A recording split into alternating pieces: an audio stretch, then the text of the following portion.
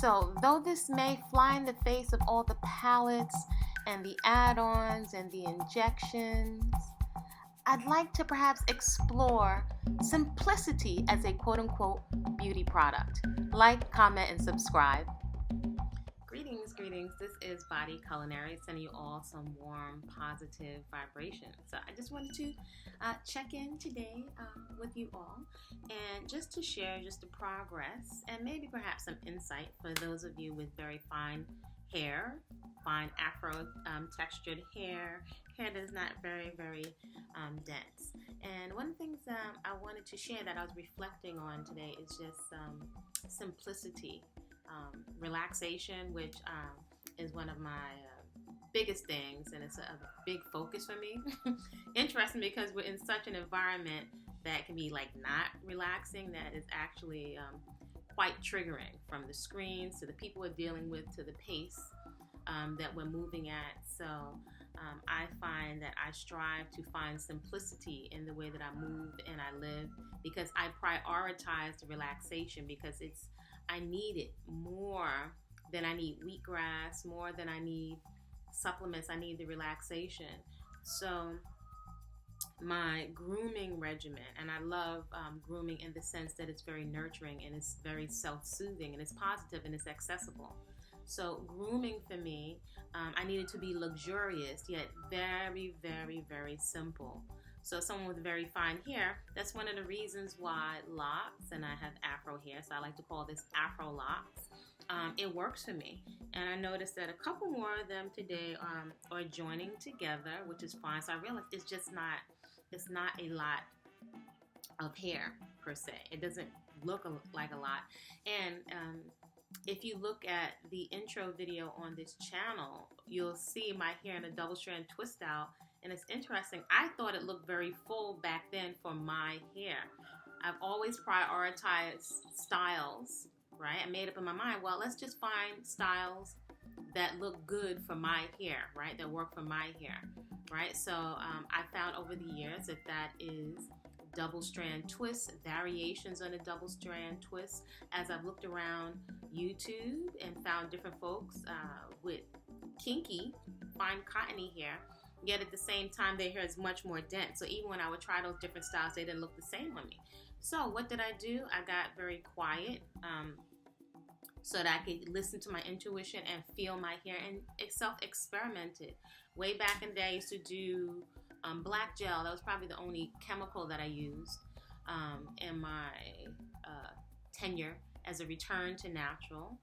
And I used a lot of oil and shea butter, always coconut oil, not so much coconut, more so shea butter and castor oil. And olive oil, I would have to say, has always been a favorite. Now I'm not really big in favor of oils, right? So I don't really need much of anything. I don't use any conditioner, right?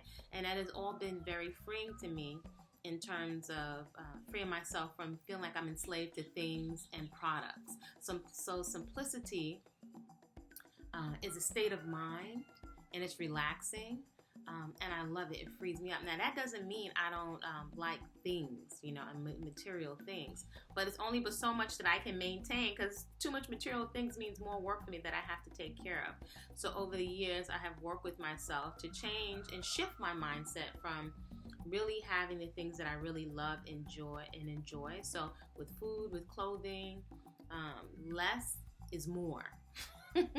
So I really don't care for oil. I will admit that I love shower meditation so much. I have a tendency to really like to wash my hair. It feels therapeutic. That doesn't necessarily work so much for fine hair, because it can be stripped very easily, even with the most gentle shampoo. So some of my favorite lock folks, one of them is Ingrid Hart, Adette Wellington. Those are the first people that I have seen with no products at all in their locks. They just wash and go. So that works. However, because I wash my hair so much and I'm in the garden and in the sun so much, it can feel very stripped, and I can see it look a little brittle. So I have to be very mindful, right? So instead of using shampoo so much, I will pull nopales, aloe, and cactus, aloe, and okra, all from the yard. All of these I grow inside of my yard. So When I speak a lot on this channel about Afronomics and Afroflowonomics, that's what I mean.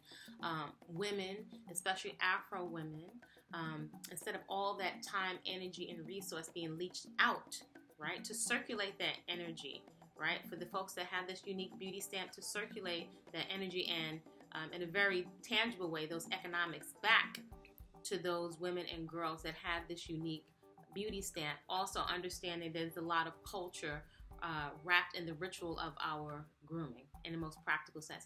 For those of you that have never been to this channel, welcome. I'm Body-Culinary, chef, personal trainer, natural born woman, mother, and on this channel I share my journey of some of my journey of radical self-acceptance, encouragement and motivation to start, reactivate a movement practice, a personal movement practice, to start a garden, and encouragement towards peaceful consumption, right? Whatever labels you like to call yourself, whatever you're comfortable with, all of us as humans can benefit from more fresh, whole living fruits, vegetables, nuts, and seeds. It's so simple, synergistic, works with the environment, our cells respond to it. So as you continue along the journey, you'll find the ratios that work for you, because the body and the hair and the skin, your mood is communicating to you all the time. So with relaxation, we can slow down, listen, and have access. So my hair goes with that, my clothing goes with that. I like to have less and things I really, really enjoy, which helps me relax. I like to take a lot of things off the table and out of the way, so I'm not distracted, so I can focus on what's the most important. So in my hair, I don't put any oil at all on my scalp. My scalp has never felt so fantastic. I have absolutely no dandruff. So I found I eat so many good fats, and I move. I have a lot of movement built into my lifestyle, which helps to circulate the nutrition that I'm getting from the fresh, whole living food. So there's no need for me to oil my scalp at all. At all. And I've also found when I wash my hair with a very gentle shampoo or sometimes with water, that there's nothing on it. So the hair actually has a natural sheen to it. Pretty much for the most part, 99% no oil. However, the few times that I have stripped my hair because I like to wash it so much, I'll be honest with you, I might take a teeny weeny drop of jojoba, which is super duper light, or a little bit of olive oil, because it is easily accessible. I'm all about the simplicity and what you have access to. And like when they say like a dime size amount, literally a dime size amount, and put it on the ends of my hair, which I've done several trims and chops on the ends, because those are the areas where I've had a lot of wear and tear, worn a lot of beads. I love adornment and all of that stuff. However, my body, my hair and skin doesn't prefer all of that stuff. It really prefers to be left alone. So they're all growing in flat, healthy. I don't have a whole bunch of products. And this is just freshly washed. They all are flat. I know in some of my pictures they don't look flat, but when I tell you they're flat, they're flat. So there's not a bunch of build up, because I'm not putting stuff in my hair. I have no desire for gels. Every now and then I have thought about, playing with the baby hair and all that other stuff. But in my season of life, I don't really necessarily need to do baby hair. I had my full with the toothbrush and stuff. So I let y'all take that away, So however this falls here, that's fine. Too much manipulation, this will be gone. Too much manipulation, I'm lucky these came back on. And I like my eyebrows. I like my eyelashes. I like those things. Every now and then I will indulge in I have some really nice vegan nail polishes. So it's non-toxic as possible. Use the healthiest of what you have available. Cocoa butter on my lips. Also, I don't need cocoa butter or shine on my lips, because I found them extremely hydrated from having so much fresh living water from the fruits and vegetables. Also, many years ago, I used to love to do nail polish on my hands. I work with a lot of food, so I don't do that. From time to time, I'll buff it, but I don't really need it. And I do like vegan nail polish on my toes, but from time to time, I find, well, for the most part, it can't wear it all the time because they will stain the toenails. And I like to see what my hair and nails and skin are communicating to me about my organs. So I don't like to be hooked on anything, right?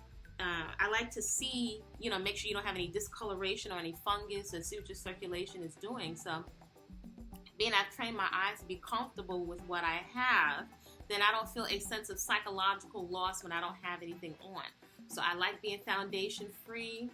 I've tried playing with a little bit of glitter, which I actually do like glitter. Mascara is the one thing I love, but last I don't feel mascara. I'll just take, for years, I'd take castor oil and a little wand and put it on my eyelashes. So simple, simple, simple. I do comprehend that the body, even with the best care, is going to age, and I accept that and I embrace that. I think that's something, I feel like it affects our mental and emotional stability, right? So there's nothing wrong with whatever you choose to do for grooming, beautification, and playful expression. You know, that's one of the beautiful things about being human, and especially as a woman, as somebody that loves those feminine aspects, you know, of creativity, and some men love that too. So the simplicity I find is so relaxing. And by the way, I don't usually do all the outfit of the day, but I'm going to show you the outfit of the day for me. These are simple things.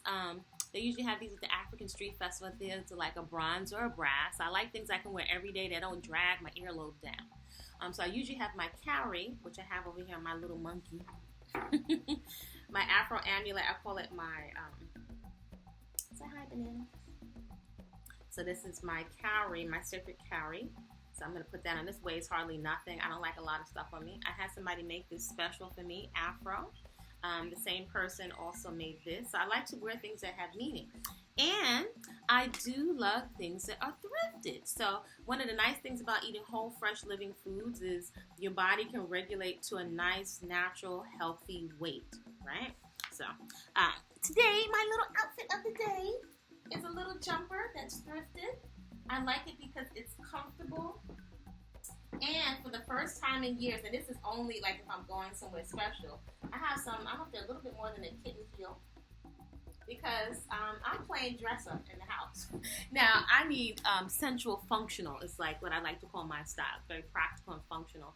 But I do enjoy things like that. Sometimes just to play, right, and be creative. So what is that for you, playing and being creative? How do you coin or really refine that into your lifestyle? That's from my eating containers to my cloth napkins that are all always in my bag. It's a lifestyle. So I fall in love with my eyebrows, and I have intention for many years since I had a child. I stare at my stretch marks. I stare at the wear and tear, you know, on my feet from dancing and being so physical. And I nourish my feet and my toes with shea butter and olive oil, and I nourish them from the inside. So that is the best that I can do. After that, I let that go, and I'm protective of my psyche and how I feel. Feeling good is very important. Also, understanding, accepting that we won't always feel good every day as human beings. That's just not how it works, right? There are polarities and dualities in nature. So, simplicity, that's the name of the game over here. And this is what it's doing. It's light. And again, if you look at that first picture, it looks like it's thick, but I guarantee you it's not. Maybe now I noticed today there are like less locks now. Maybe it's 35 locks because some of them are combining. But them spreading, embracing the afro underneath and allowing them to be flat is what makes my hair appear naturally what it is. Full, not dense, but just very, very full. It's not a lot under here. So just wanted to share that, and some motivation, encouragement for any of you perhaps, wondering what to do with your hair, feeling like you're trying to find your personal style, relaxation, embracing what we have. I say, like, it's right underneath our nose all the time. We have our own beauty mark. All women have theirs. So we as women, particularly as Afro women, we deserve to be able to be relaxed in our own skin without makeup on, and you have the option to play if you want. So with that, y'all, create a great day on purpose. Feel free to like, comment, and subscribe. Check out Whole Living Foods in the Hood, the guide to whole living unprocessed foods as a lifestyle. See lots of what I've been doing over many years, and also natural beauty, no products. One last note, I think whether you have a loose natural, because I didn't intend for my hair to lock, I locked in my travels, or not, a lot of the same styles you can kind of wear. And so if you have very, very short hair, I do think that you do have some options, right, to let this grow out without having to do a lot. And be mindful, I don't twist at all. I don't do any kind of twisting. So it's just, I just keep it clean, and just some simple things that I do to just keep it like this so I don't have to twist. All right, y'all, create a great day on purpose.